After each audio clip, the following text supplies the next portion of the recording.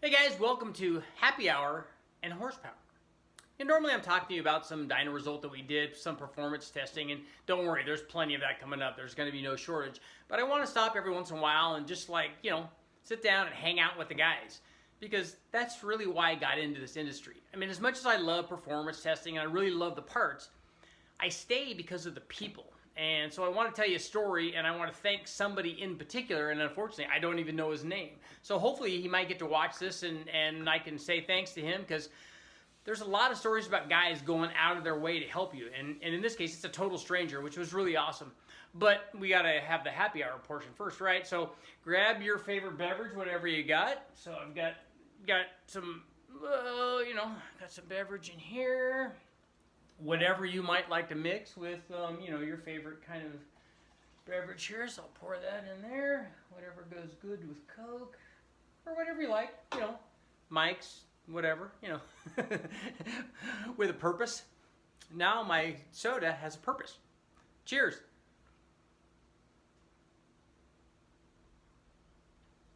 Oh, apparently I was thirsty.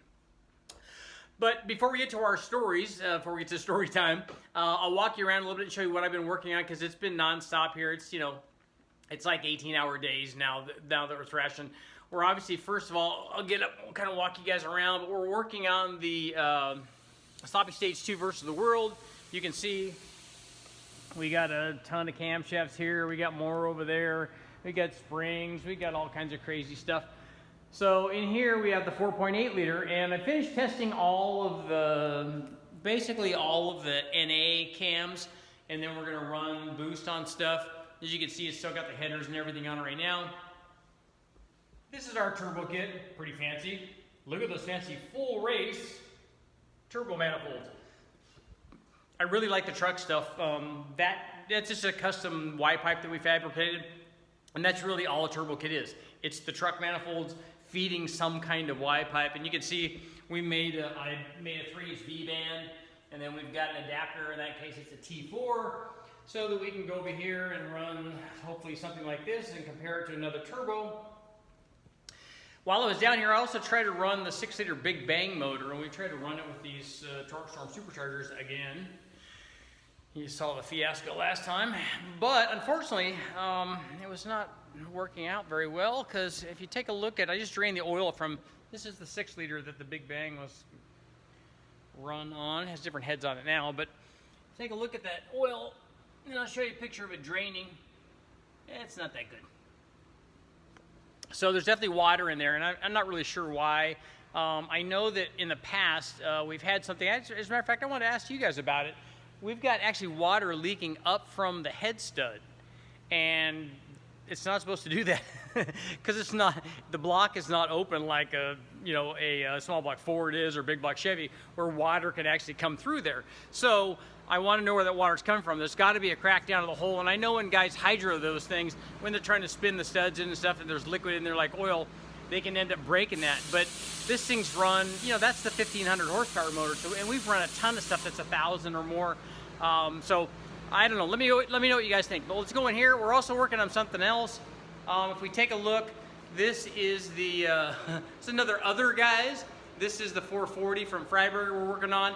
And as you can see, I'm replacing the valve springs on it. We're putting beehives on it.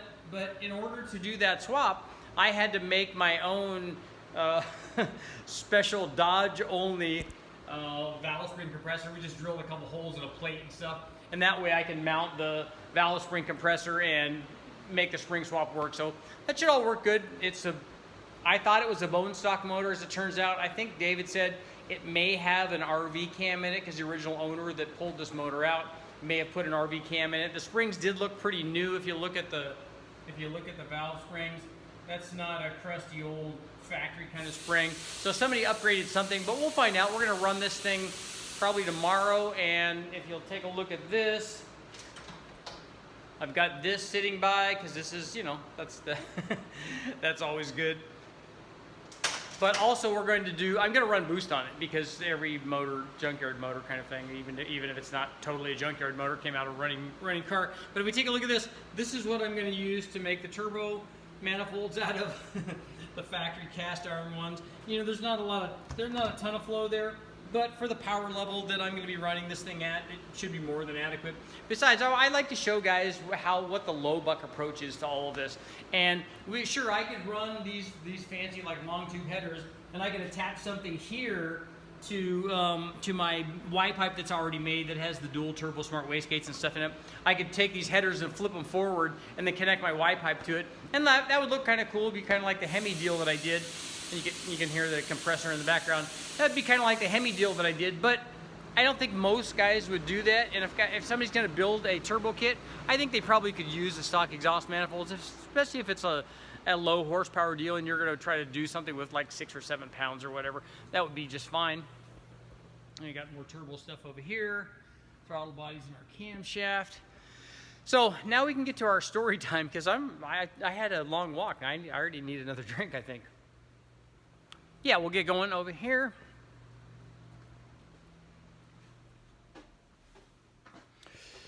So, cheers.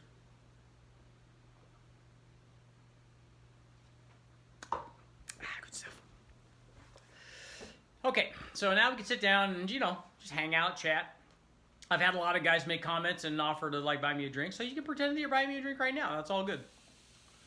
But the person that I want to thank, and for me, racing is all about, anybody will tell you that as a driver, whether they're a road race driver, drag race driver, Bonneville, whatever kind of racing it is, the driving part of it, the actual race, especially if you're road racing, endurance racing thing, is always an adventure. But the real adventure is getting to that adventure. See, we used to get in something that I would call make it happen mode. And what that means is you decide, something clicks on in your brain, and you decide, I'm going to this race. I'm making this race. And as soon as you get in that mode, all the other things stop becoming important. The only thing that you're worried about is getting to that race. So you do all the things that you have to: beg, borrow, steal, stay up all night, fabricate stuff, whatever you have to do to make it happen, because this is going to happen. Yeah, that's what you decide, and you make that happen.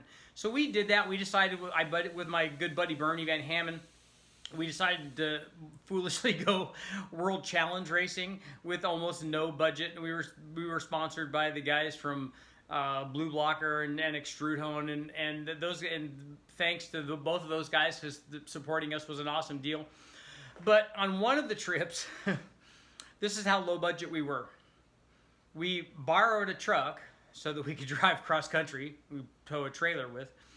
The trailer I think we actually bought. We were on our way, and in our borrowed trailer, and it had the slide-in ramps. And unfortunately, because we had stayed up probably for 48 hours getting the car ready and trying to make it to the race and get make it happen mode, we were driving to the race. And we heard a loud banging behind us. We're driving on the freeway and heard loud banging behind us. We're like, what the heck was that?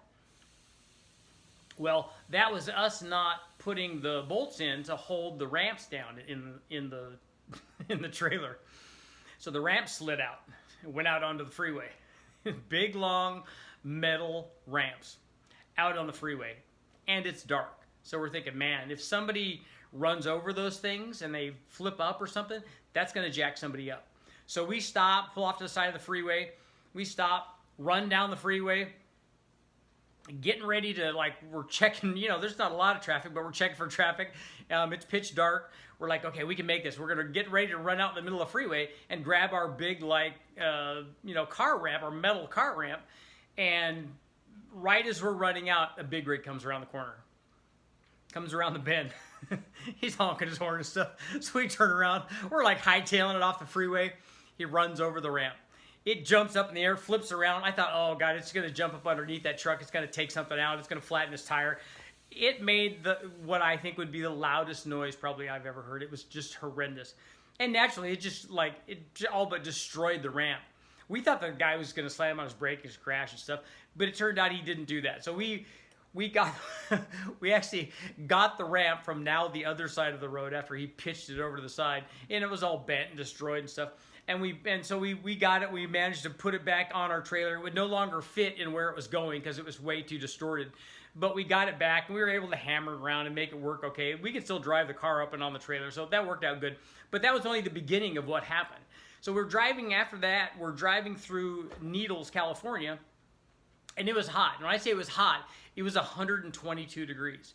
And this poor truck was just like overheating and not being very happy. It was so hot that we pulled over to the side of the road. I was going to lift the hood and see if, something going on with the overflow or what the deal was. And you couldn't even touch the hood. I mean, it was so hot. It was miserable. So we decided to just pull over into Needles and we're going to go get something to eat. And it was so hot that when we got out of the truck, we're walking across the asphalt and your feet are like, it's so hot your feet are sticking to the asphalt. It was that hot. And we go into Carl's Jr. or wherever we went to get something to eat, and we're standing in line behind a couple people, and I'm like, Bernie, man, I cannot believe this. This is like miserably hot. And the guy standing in front of us, deadpan, just turns around and says, man, you should have been here yesterday. I'm like, oh my gosh, what was it, 200 yesterday?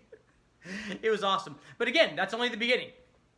So we continue our trip after we let the thing cool down. But because we're continuing and this thing had overheated and stuff, as it turned out, one of the things that was wrong was the water pump was going out.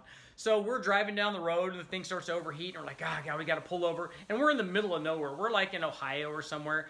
And because we're on our way back to the East Coast, either Road America or Road Atlanta, not Road Atlanta, Road America or Lime Rock or Moseport or somewhere.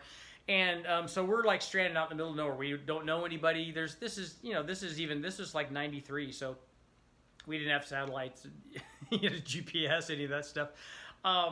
But as luck would have it, and the kind of reason that I'm doing this video is a guy driving down the road pulls over and says, hey, I saw the Extrude Hone deal sign on our trailer because they were our sponsor.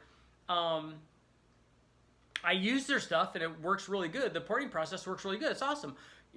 Why are you guys here? What are you guys doing? And so we start talking to him, tell him, hey, look, our car broke down and we're trying to we got a race car and we're trying to get it to the racetrack. And he's like, what do you need? I'll help you. We're like, well, we need to get we probably need to get another water pump and put it in. He's like, okay. He goes, the nearest town is 34 miles that way.